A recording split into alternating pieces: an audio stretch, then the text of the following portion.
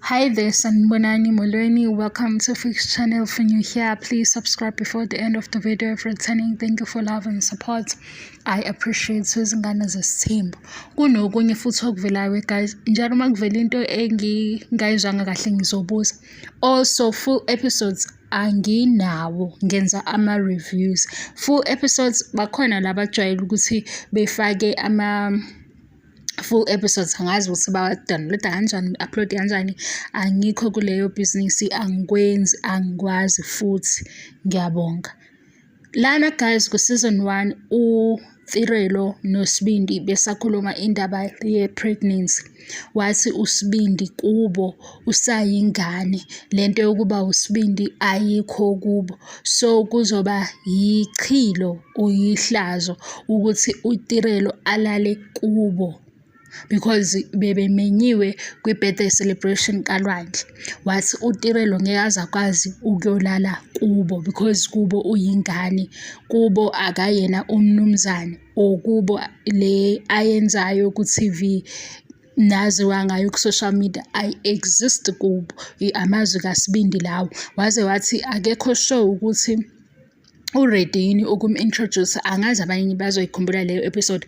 Bebehlele etafuleni bobathathu, uVuyo, uThirelo, uSibindi, mase kukhulunywa indaba yokuthi-ke uThirelo uzoya naye ephathini kaLwandle. Azathi uThirelo wena ufuna ukutshontshwa i-spotlight birthday yabhuti wakho. Wathi uThirelo ngizofika ezubani. Ngikulana-ke leyo yokuthi kuyihlazo kuyichilo ukuthi uThirelo aye kaSibindi. Bekumayelana nani? Bekuyi-pregnancy ezokwenza mhlampe le ingabukeki njengoba uSibindi ade eyibeka.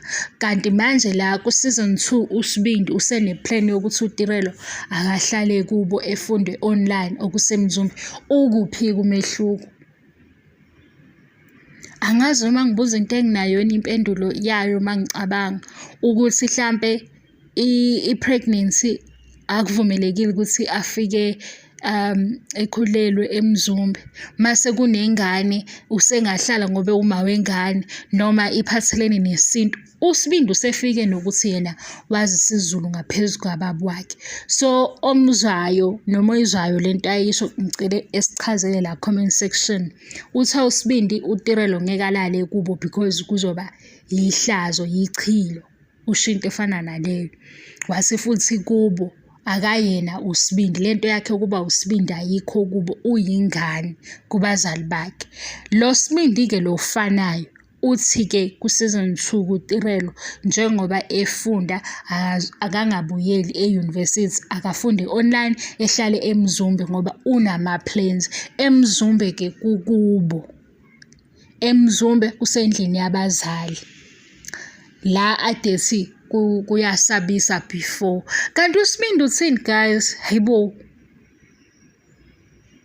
yabo lo othi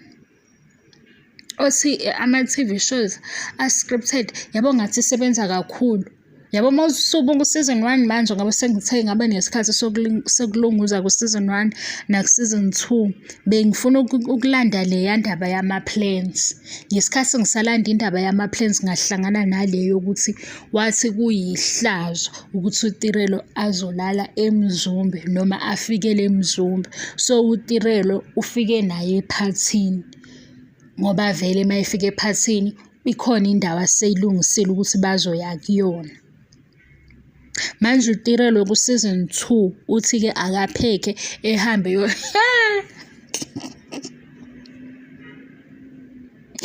uSibindi yini inkinga yakhe? Asishayile ukuthi uThirelo ehlale emzumbe. Sisafuna ukubona uThirelo noma yini. Ikhona into esafuna ukuthi siyikhulume ku-social media bese beyiqalile. Sifuna ukubona ukuthi iyona noma ayiyona yini. Singakafiki-ke lapho guys, ngicela ukubuza ukuthi umehluko yini? uThirelo okhulelwe noThirelo osenengane uvumelekile ukuthi ayohlala noma alale iy'nsukwana emzumbe ngoba mase kunengane ayikho ingozi ekhona noma inkinga? Angazi. Ngiyabonga-ke i-support yenu guys, ngiyabonga. Ezinye izinto nami ziyangidida, angazi kukhona nokunye nje bengicabanga ukuthi I-show ayingahambi ngesinxele kuphela, akube khona indawo le ezofundisa nezinye iy'ngane ey'lingana naboSibindi. Kuvele ngayo i-show ngoba hlampe uma kuvela ngami kuba ngathi mina nalaba engixoxa nabo sesi-judgemental, kanti ikhona ingozi ekhona. Ngiyabonga, Sophothi, bye.